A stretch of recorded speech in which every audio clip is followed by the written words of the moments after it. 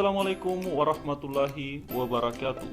Bertemu lagi di channel saya, Pak Guru Daeng. Hari ini kita akan belajar cara membuat kelas di Edmodo dan cara menggunakan aplikasi Edmodo. Di sini saya akan menggunakan browser Opera. Terserah dari Bapak Ibu ingin menggunakan Mozilla atau Chrome. Saya rasa untuk penggunaan browser di sini itu bukan masalah. Itu adalah pilihan untuk kita. Sekarang kita akan membuka browser Opera. Kita ketik Edmodo, kemudian enter, kemudian kita klik yang paling atas www.edmodo.com. Akan mengarahkan kita menuju website Edmodo. Sekarang kita ganti dulu bahasanya ke bahasa Inggris ataupun misalnya dari bahasa Inggris ke bahasa Indonesia. Selanjutnya kita klik masuk. Di sini ada 4 pilihan untuk masuk. Karena rata-rata menggunakan akun Gmail, maka kita akan login menggunakan Google. Tuh akan muncul akun Gmail kita yang sudah masuk di aplikasi browser ini. Saya akan menggunakan alamat email yang lain.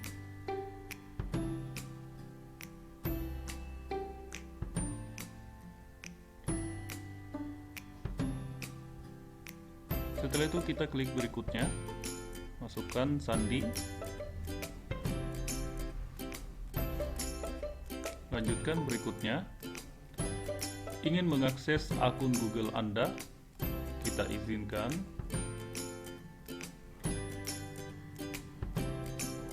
Di sini ada 3 pilihan jenis akun, guru, siswa, dan orang tua. Kita pilih guru, klik.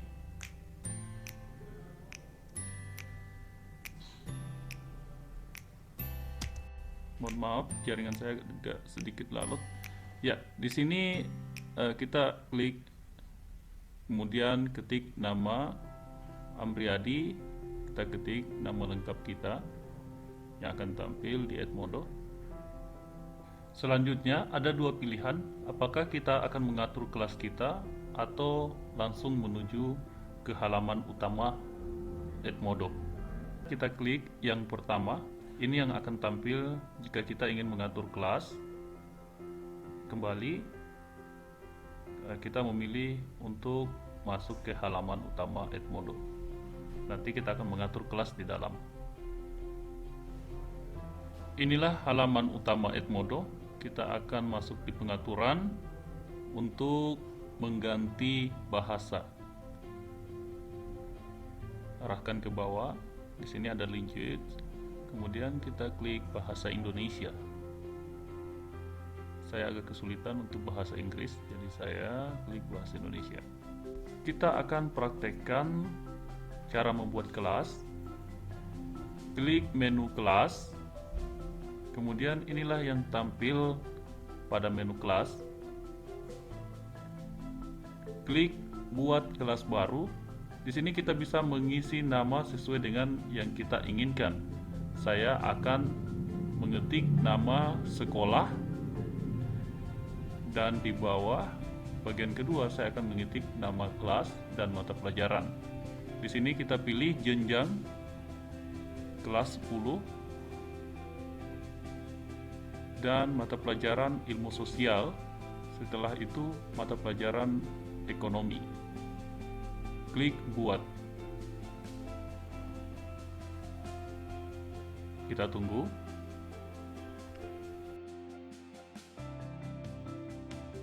Di sini kita bisa langsung menambahkan siswa dan kita bisa juga menjelajahi kelas. Kita pilih untuk menjelajahi kelas. Nanti kita akan menambahkan siswa. Selanjutnya inilah tampilan depan untuk kelas kita. Sini kita klik kode kelas. Inilah kode kelas yang akan kita bagikan ke siswa untuk dapat bergabung di dalam kelas kita. Di sini kita bisa mengunci kelas apabila semua siswa sudah bergabung. kita kunci supaya tidak ada dari kelas lain yang ikut bergabung. Bisa juga dengan menggunakan alamat email, namun ini tidak saya sarankan karena akan repot untuk kita mengumpulkan semua alamat email siswa. Yang saya sarankan kita membagikan tautan ataupun kode kelas ke siswa untuk bergabung. Selanjutnya, saya akan mengajarkan bagaimana cara memanfaatkan folder untuk menyimpan dokumen yang terkait dengan pembelajaran kita. Pada semester ini, saya akan mengajarkan 4 kompetensi dasar. Itu saya akan buatkan masing-masing satu folder. Folder ini akan menjadi tempat bagi saya menyimpan materi-materi yang terkait dengan kompetensi dasar yang akan saya ajarkan. Langsung saja kita klik kelola folder, kemudian tambahkan folder. Kita ketik nama folder kompetensi dasar 3.6, kemudian kelas, subjek, sosial tadi, buat.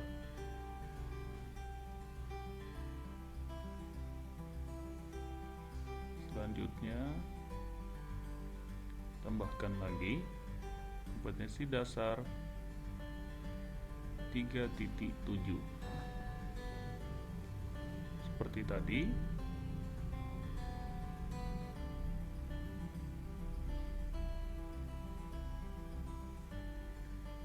Sekarang kompetensi dasar 3.8 kelas 10 sosial study, buat. Yang terakhir folder untuk kompetensi dasar 3.9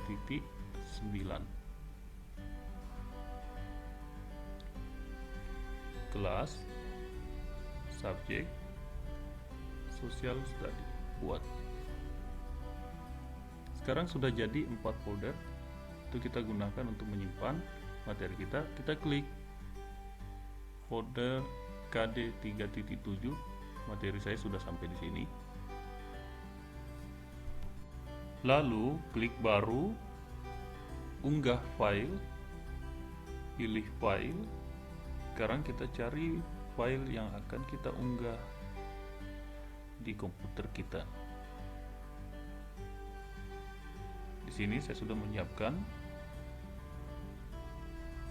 dokumen materi koperasi.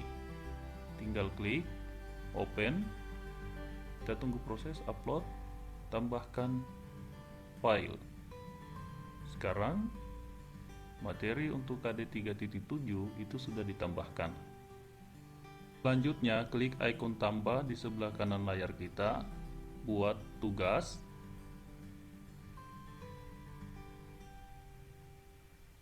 Judul tugas kita ketik pertemuan 11. Materi yang akan kita ajarkan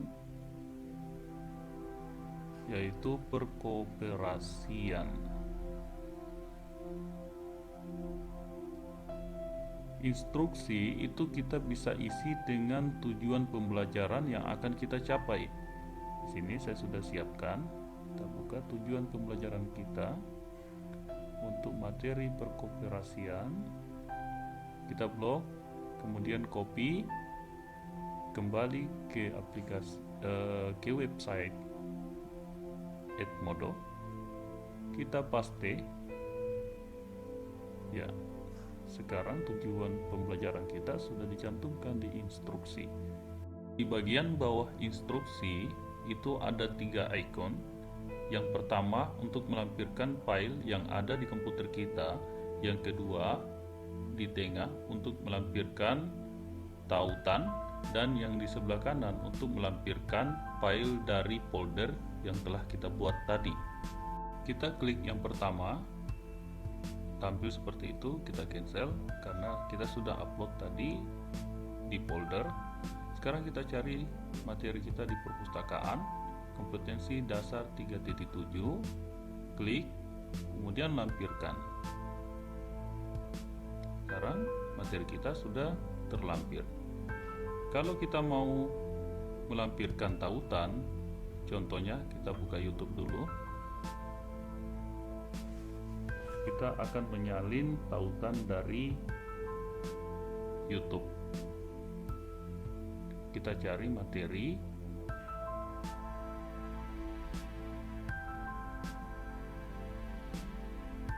koperasi. Kita klik satu video, kita copy, kemudian paste pada lampiran tautan. Setelah itu di bagian bawah kita klik, ketik judul, apa itu koperasi, kemudian lampirkan. Di penugasan ini kita tidak hanya bisa melampirkan file dalam bentuk Word, namun juga bisa melampirkan file dalam bentuk PowerPoint, Excel, foto, dan video dari komputer kita dengan mengklik ikon pertama di bawah instruksi. Setelah tugas ini siap, kita klik tugaskan di sebelah kanan atas, kemudian tentukan tanggal tugas ini jatuh tempo, misalnya tanggal 28. Kita tentukan waktunya jam 12. Setelah itu checklist dijadwalkan untuk nanti. Jika tugas ini dijadwalkan, otomatis terkirim pada tanggal 28 jam 7.30.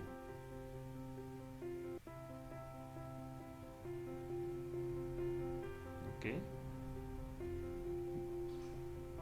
Di sini kita ganti jam 11.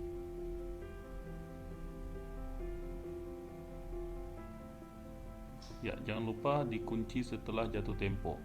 Kalau kita ingin mengaktifkan tugas ini terkunci secara otomatis setelah jatuh tempo. Ditugaskan kepada siapa itu bisa kita tentukan di situ. Setelah itu tugaskan.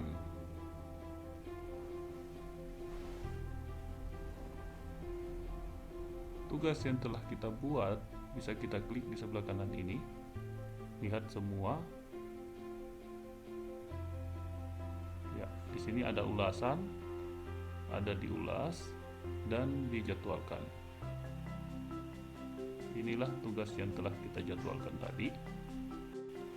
Jika penugasan ini telah terkirim di halaman beranda kelas, maka akan pindah ke bagian ulasan. Di bagian ulasan, di situ akan tampil tugas-tugas yang telah diberikan ke siswa dan juga kuis yang telah diberikan. Sedangkan untuk bagian yang di tengah diulas itu hanya untuk kuis-kuis yang telah diberikan kepada siswa. Selanjutnya kita kembali. Di sini kita bisa lihat posting terjadwal ada satu. Kita klik, akan muncul di bawah seperti ini.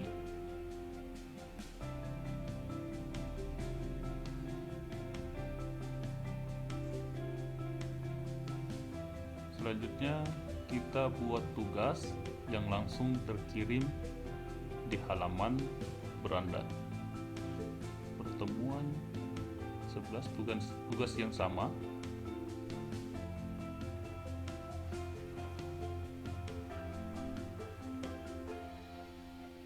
Selanjutnya kita copy tujuan pembelajaran.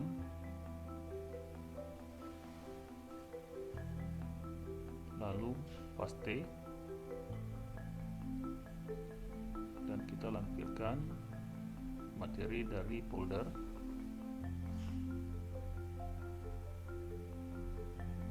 Dan kita masukkan tautan terkait dengan materi kita. Apa itu koperasi? Lampirkan. Selanjutnya, tugaskan. Kita buat jadwal yang sama,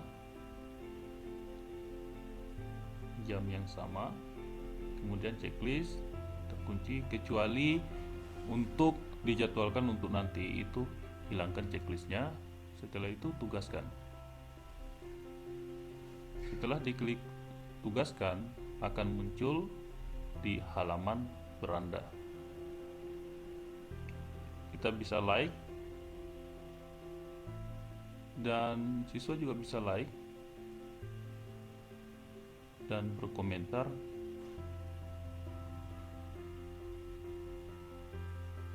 terhadap materi kita pada pertemuan 11. Ini saya coba untuk berkomentar.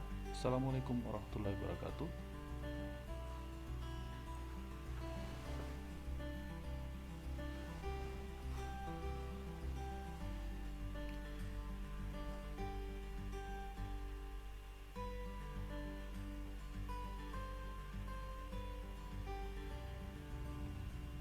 Silakan bertanya apabila ada yang kurang dipahami. Oke, sudah dikirimkan. Ini hampir mirip dengan halaman beranda yang ada di Facebook.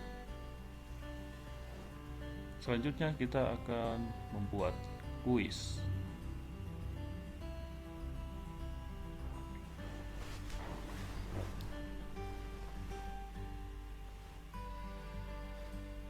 Judul kuis kita ketik evaluasi pertemuan 11 dalam kurung materi perkooperasian. Instruksi di sini saya sudah menyiapkan soal. Instruksinya kita copy, paste. Selanjutnya kita tentukan batas waktu pengerjaan tugas 60 menit. Di bawah kita checklist, tampilkan hasil setelah siswa selesai mengerjakan. Selanjutnya kunci setelah waktu jatuh tempo, dan checklist juga acak pertanyaan. Berikutnya bagian kedua, pertanyaan kuis. Di sini ada beberapa pilihan untuk kuis yang akan kita gunakan. Apakah benar atau salah, pilihan ganda, jawaban singkat, isi bagian yang rumpang atau kosong, menjodohkan, dan beberapa jawaban. Karena pada pertemuan kali ini kita akan evaluasi menggunakan pilihan ganda, maka kita pilih pilihan ganda. Selanjutnya teks pertanyaan kita blok, kemudian paste di pertanyaan, dan jawaban kita blok semuanya. Setelah itu kita paste yang pertama, kita blok, cut, kemudian paste, kita blok, cut, kemudian paste, kita blok, tambahkan dengan klik ikon tambah, paste, kita tambahkan, kemudian paste. Sekarang kita tentukan nilainya, misalnya 1. Selanjutnya tambahkan pertanyaan, kita masuk ke Word, blok pertanyaan kedua, lalu paste. Setelah itu kita blok lagi pilihan jawabannya, lalu paste. Seperti tadi, di sini kita hanya bisa mempaste satu-satu pilihan jawaban. Tambah dengan klik ikon tambah, kemudian paste. Kita tentukan jawaban yang benar untuk pertanyaan kedua. Selanjutnya, jawaban yang benar untuk pertanyaan pertama. Sekarang kita tentukan nilai poinnya, misalnya 50, dan di sini yang pertama 50. Jadi kita sudah bisa melihat di atas itu ada total poin 100, pertanyaan 2. Fitur pemberian tugas yang ada di Edmodo hasilnya bisa langsung dilihat oleh siswa setelah mereka mengirimkan jawaban, dan juga bisa terekam pada guru. Jadi kita tidak perlu lagi memeriksa. Berbeda dengan Google Classroom, pada pemberian kuis itu menggunakan Google Formulir. Memang siswa setelah mengirim jawaban mereka bisa langsung melihat nilai. Namun kekurangannya adalah pada akun guru itu hasil dari jawaban siswa tersebut tidak terkoneksi langsung, sehingga kita harus menginput nilai siswa secara manual di Google Classroom, kemudian mengembalikan ke masing-masing siswa. Kedua aplikasi ini sama-sama bisa merekam hasil penilaian siswa. Namun bedanya, Edmodo terekam secara otomatis, sedangkan Google Classroom harus diinput secara manual. Sekarang kita perhatiin jauh. Inilah yang akan tampil setelah siswa mengklik evaluasi ini. Itu ada waktu 60 menit, dia akan hitung mundur. Kita keluarkan. Selanjutnya, tugaskan. Seperti tadi, penugasan itu kita jadwalkan. Jatuh tempo kapan. Setelah itu dijadwalkannya, kuis ini akan tampil di halaman beranda pada tanggal berapa? Pada tanggal 29, dan kita bisa tugaskan ke beberapa kelas. Kita pilih satu kelas saja, tugaskan. Berhasil dijadwalkan. Kita klik baiklah.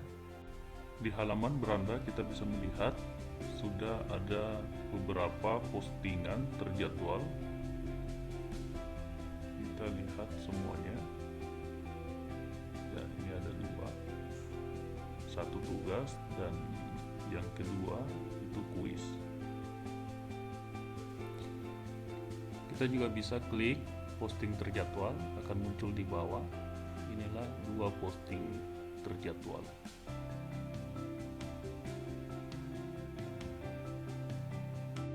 Dan sekarang bagaimana jika kita memiliki kelas pada tingkatan yang sama dan mata pelajaran yang sama, hanya saja kelasnya yang berbeda dan juga jadwalnya yang berbeda. Jadi untuk kondisi yang seperti itu, kita tidak perlu membuat tugas baru setiap kali berpindah ke kelas berikutnya. Kita tinggal memilih penugasan yang telah ada sebelumnya, yang telah kita buat pada kelas sebelumnya. Ya, seperti ini. kita ganti misalnya pertemuan 12 keoperasian, kemudian kita tugaskan kelas berikutnya dijadwalkan kapan, jatuh tempo tugas ini kapan, dijadwalkannya misalnya pada tanggal 28 jam 7.30. Setelah itu tugaskan. Ya, tugas sudah dijadwalkan. Bisa kita lihat postingan terjadwal. Ini ada beberapa. Begitu juga dengan kuis, kita bisa memilih kuis yang telah ada sebelumnya. Setelah itu kita edit, saya pertemuan 12.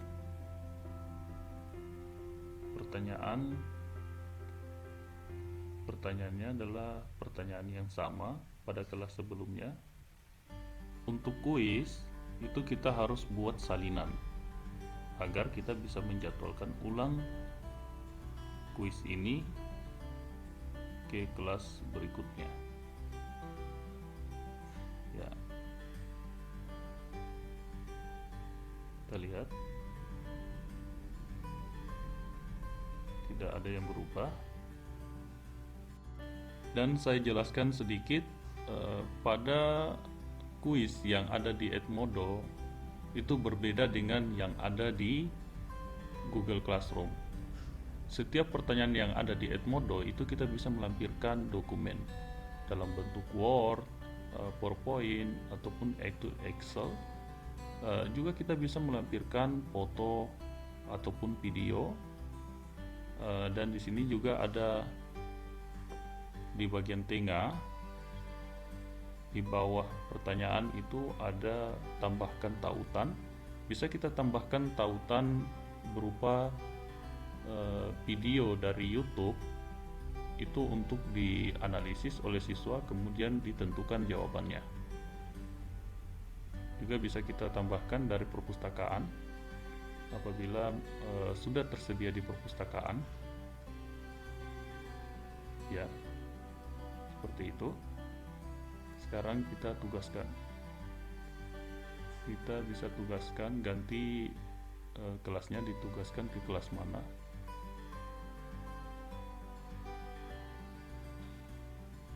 Sekarang jadwalkan jatuh tempo. Kalau ini akan dijadwalkan untuk nanti, maka di checklist. Kalau tidak atau langsung ingin dikirim di beranda siswa, itu bisa dihilangkan checklist, dijadwalkan untuk nanti. Oke, sudah dijadwalkan. Sekarang kita bisa klik posting di jadwal. Ini ada beberapa postingan yang sudah terjadwal dan bisa juga dijadwalkan ulang. Sekarang kita akan kembali ke menu kelas, klik kelas kita. Setelah itu kita akan belajar cara memposting.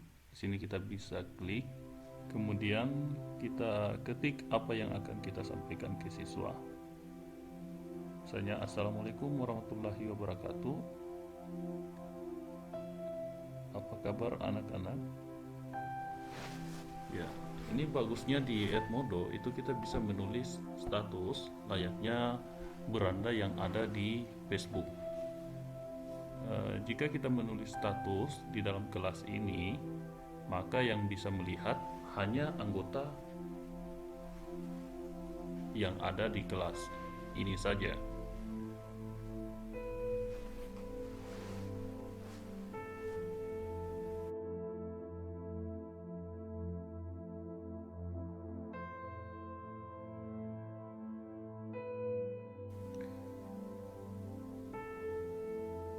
Setelah itu kita bisa posting. Ya, status yang sudah kita buat itu bisa di-like, komentari, dan dibagikan oleh siswa. Sekarang kita akan membuat status dengan melampirkan tautan Kita bisa mengambil tautan dari YouTube.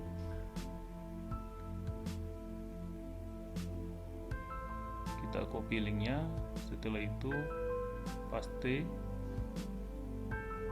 akan muncul seperti ini. Setelah itu kita tulis keterangan.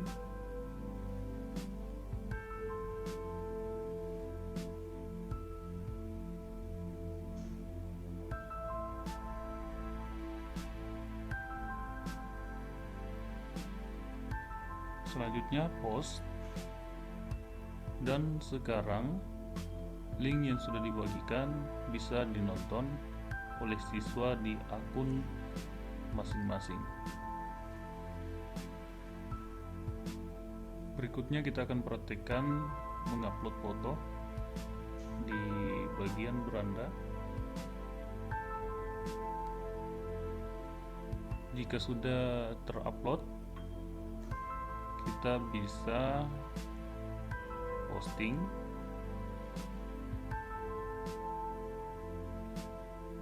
Setelah itu akan tampil seperti ini.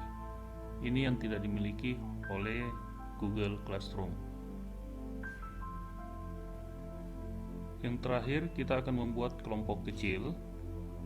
Jika ada materi yang akan didiskusikan oleh siswa, kita bisa membagi menjadi beberapa kelompok. Di sini kita membuat 2 kelompok. Sebagai contoh,